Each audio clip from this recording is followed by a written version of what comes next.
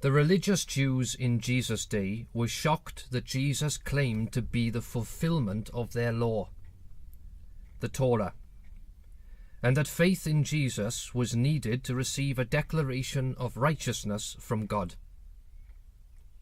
How could this man Jesus replace our Torah, the law of Moses? So they rejected Jesus and demanded that he be executed on a torture stake. Why such a reaction?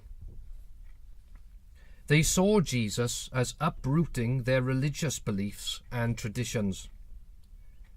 They didn't need to see it like that because Jesus was not really uprooting the Torah, but was progressing the religion of the Jews to its fulfillment and perfection. But they couldn't see it like that, and saw Jesus' teachings as an attempt to uproot their religion. To preserve their fanaticism for the Torah, the law of Moses, and keep all their traditions, they had to reject Jesus, and so killed him. The Apostle Paul says this in Galatians chapter 2, verses 15 and 16. We recognize that a man is declared righteous not by works of law, but only through faith in Jesus Christ. So we have put our faith in Christ Jesus, so that we may be declared righteous by faith in Christ, and not by works of law, because no one will be declared righteous by works of law. This was shocking to Orthodox Jews. They hated the Christians for saying this, and viewed them as apostates. But were the Christians really uprooting their religion, or were they just progressing the will of Jehovah God? If the Jews were not so fanatic about their religious beliefs and traditions, they would have seen that Jesus' teachings were not against the Torah, but brought the law of Moses to a fulfillment.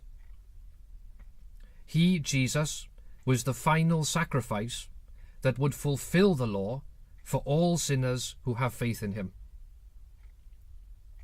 That, then, was not the uprooting of Judaism, but an adjustment and a progression that would lead to the perfecting of the true religion of Jehovah and the restoration of all things. But the Jews wanted to remain stuck in the ancient past, so they killed Jesus.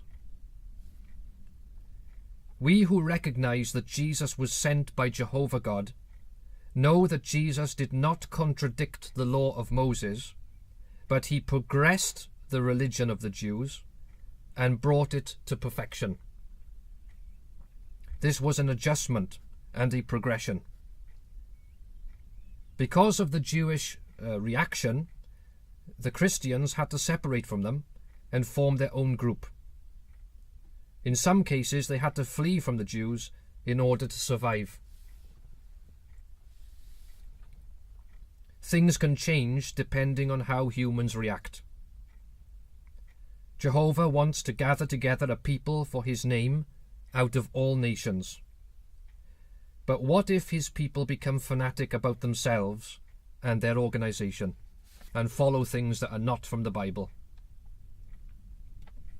And how will they react if Jehovah makes a new arrangement to save his sheep?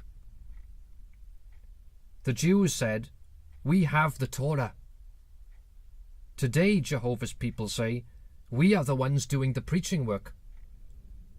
But Jehovah can change things if the behavior of humans makes that necessary.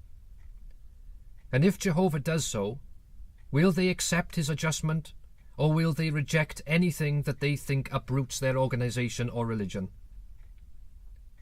Jesus has already warned us that at the end of the last days, many will be stumbled, and the love of many will cool off because of the increasing of lawlessness. And he also described a faithful and discreet slave, who he goes on to describe as evil because that slave starts to indulge with spiritual drunkards.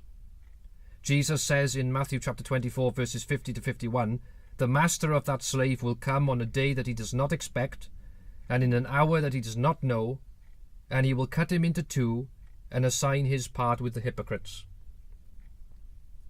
How will followers of the slave react? Will they accept Jehovah's adjustments for the sake of perfecting our religion? Or will they hate the one who speaks the truth because they think he is trying to uproot their religion? We must learn from past history. The Jews were fanatic about themselves, so they rejected the one Jehovah sent. What will happen today if Jehovah's people are fanatic about themselves?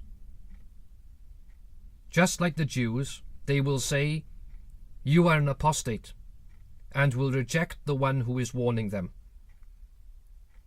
We who accept the lessons from the Bible and want to follow Jehovah and Jesus refuse to fanatically follow an organization that worships itself and does not stick to what is written in the Bible. Those who refuse to accept Jehovah's adjustments will be destroyed in the Great Tribulation and Armageddon. They can say, "We did the preaching work," as much as they like.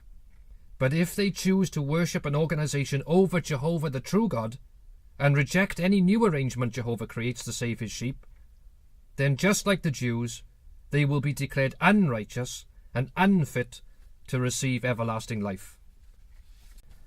The Jehovites of Empire of Jehovah reject any attempts to water down what is written in the Bible. We condemn those who call themselves the true Christians but follow the ways of the modern world. We hold the toleration of the Jezebel woman against them, just as Jesus does, as recorded in Revelation chapter 2, and reject feminist apostates who say women are equal to men, can teach, and can cut their hair short when the Bible clearly says the opposite. We condemn the fanatic worship of an organization and a group of men, and the constant bragging that they are the providers of truth. Moses said the same thing and was punished by Jehovah. Jehovah is the provider of living waters, and he is the one who should be glorified for that. We will glorify him, and we will work hard to make any new arrangement a success. Come and join us at empireofjehovah.org.